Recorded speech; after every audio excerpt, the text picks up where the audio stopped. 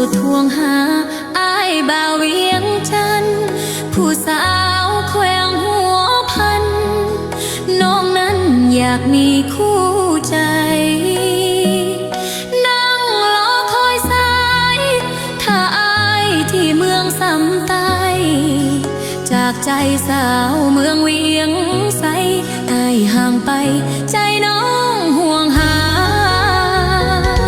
อ้ายห่างน้องเมื่อจากสำเนือแดนถิ่นหมากจองสัญญากับสาวเวียงทองมันน้องอยู่ท้องทุ่งนาสาวเมืองเสียงขอยังรออ้ายทุกเวลาเมืองศพเบาเขาสาเมืองแค่ขวัญตาอ้ายเคยมาสาวเมืองหัวเมืองบอกเครื่องเด้อคำอ้ายว่าสงกรานต์มือบุญเดือนห้าน้องยังพาเที่ยวตาดสะเลยเดินสมเที่ยวทำท่านผู้นำสุขใจแท้เอ่ยผู้สูงมีลมพัดเสยใครเคยเอ่ยหักสาวหัวพันวันอ้ายห่างลาของฝากมาหมากจองหมากขายแกงหน่ออ้ายยองแซ่บหลายน้องยังอายคำอ้ายยองมาน้อลัดน้อคมเคยต้มสุมกันอยู่นาอย่าปล่อยให้น้องคอยท่าให้อ้ายกลับมาเนียมสาวหัวพัน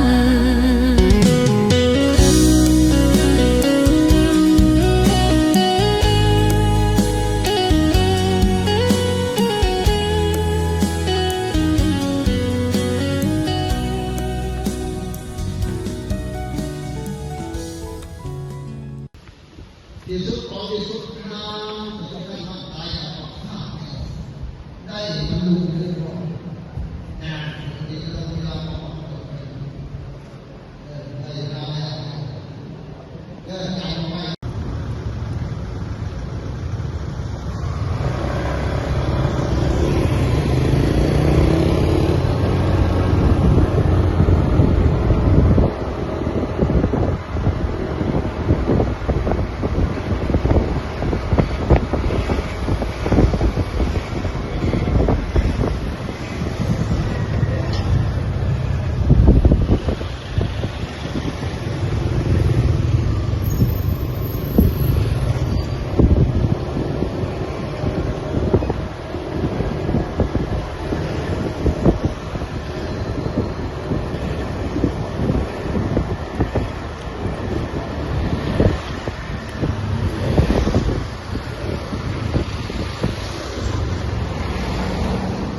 ตอนหลายนะตอนแรก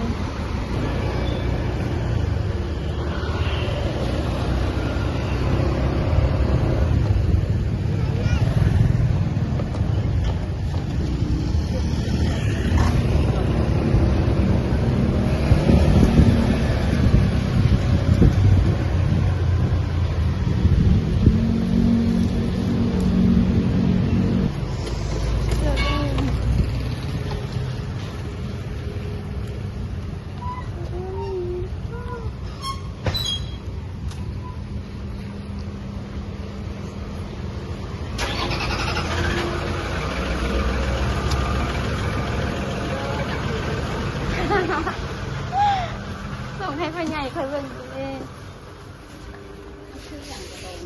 จะขับขับผิวแม่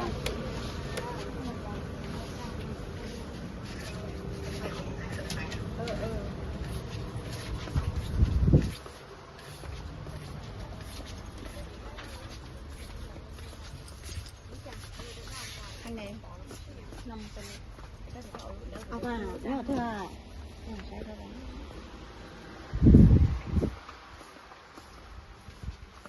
ไม่ค่ะ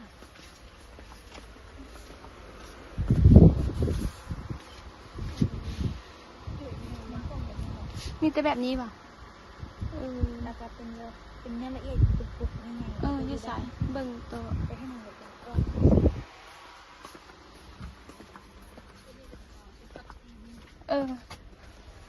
เรียกตัวขัดเขียว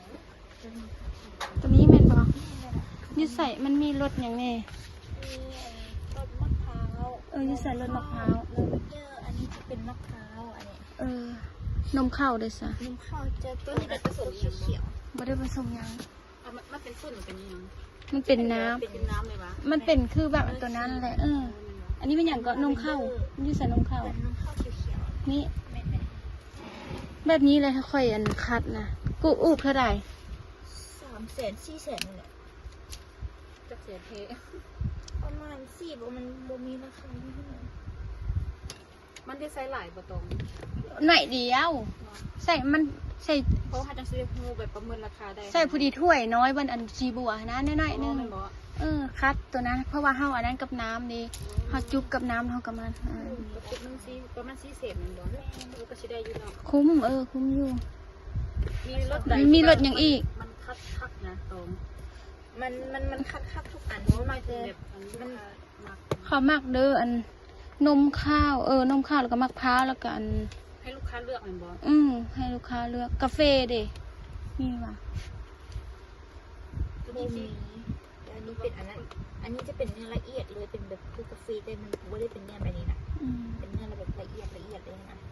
แต่ตัวนี้ยังเป็นเบ็ดอยู่แม่นบอก อืม แม่ ตัวนี้ราคาเท่าไหร่ตัวนี้ 130,000 เอาตัวนี้ก็เรียกกว่ามัน อืม แต่มันละเอียดกว่าตัวนี้สิวะ แม่ หรือว่าตัวนี้ไปลองมันบอก คัน เดี๋ นี้ ยวล ละ อง เอียดมั เบิ่ น ง อาจจะโบคัดมันอาจจะโบ เรือสีดองตัวเป็นถุงน้อยบอกถุงน้อยก่อนนี้60,000ถุงแบบนี้ ลองตัวนั้นก่อนบ่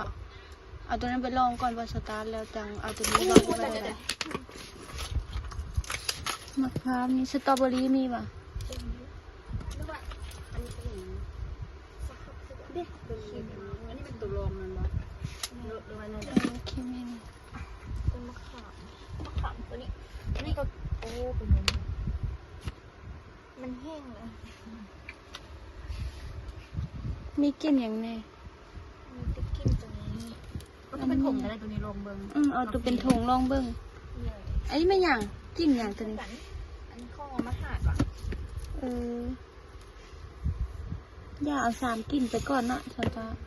3กลิ่นไปลองเบิ่ง กาแฟ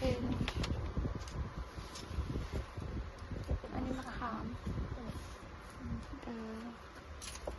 ปะ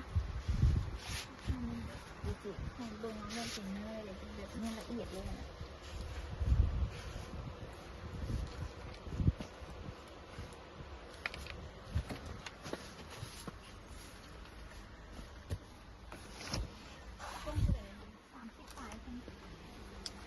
ไปซื้อยูบิ๊กซี45,000 ก็แพงแท้ แพง แพงเนาะดิซี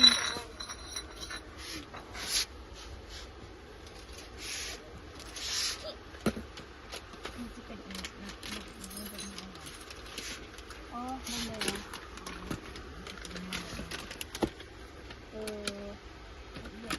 เรียกตรง คักกว่าตัวบ้าง อันนี้มะขามอันนี้ขมิ้น มันโตรุ่นเป็นแบบอันนั้นบ่มีบ่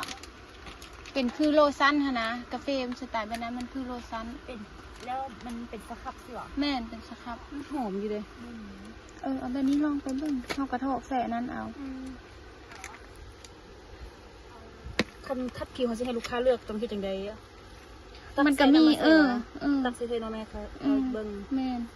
มีถ้วยน้อยเขาก็เอาไว้ให้เขา แล้วเอาอย่างปิดไว้สิบอก มันเป็นอูบหั้นนะเราต้องซื้ออูบน้อย อูบพอดีให้เขาดมเบิ่ง มันมีอะเขาเห็นมีอย่างที่ว่ากระเจ้าจะใส่เทียนนะตุกไข่นะแต่ว่าเขาเห็นดูอันดูห้าตัวที่เขาไปซื้อคัดคิวก็มีก็ดี ฮานคนวีอันนั้น ยุนี่มีบ่มีอันกระปุกน้อยๆแบบน้อย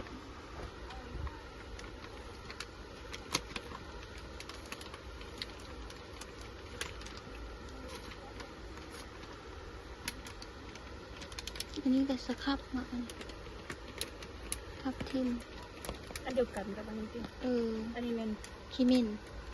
เอาตัวนี้ไหมคือจะงามสีเลือดคนโมมีวะเลย สีแดง ที่หนึ่งไฟวะ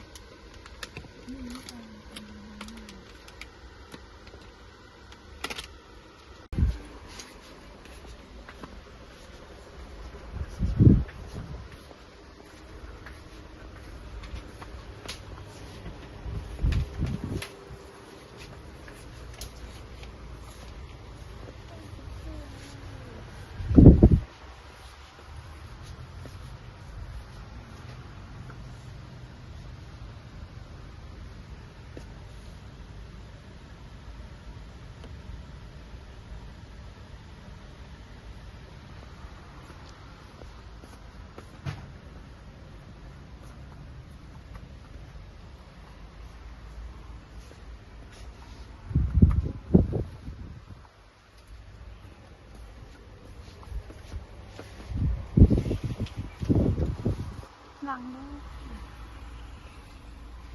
เอาตัวดีก่อน ใกล้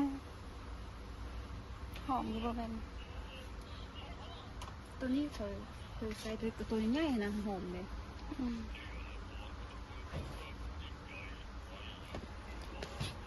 ตัวใหญ่ก็ยิ่งหอม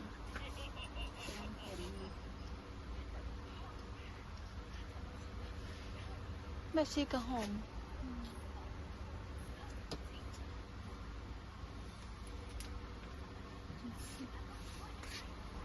แบบนี้ก็ได้เนาะ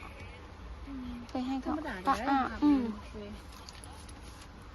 อันนี้ราคาอันนั้นว่า63คือกันว่า เจ็ดปลายจ้ะ ว่าได้2อันนี้ได้ แม่นเสียงปลายนั่นบุญเป็นราคาเลย เออ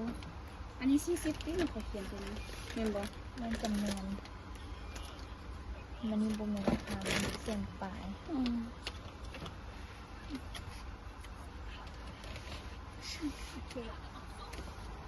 มันนั่นที่ต่อย าสระดีบ่ไว้ให้เขานะบ่เขามีอันหานสระผมแม่นล่ะ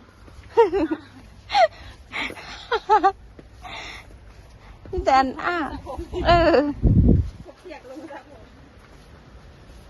แต่อันให้เขาแล้วก็พ่อได้มีอย่างอีกเกาะจะเบาค่ะครีมอาบน้ำสครับแล้วก็อันนั้น มันยังมีแต่อันฮับไปซื้ออันนั้นพวกน้อย เอาจบค่ะ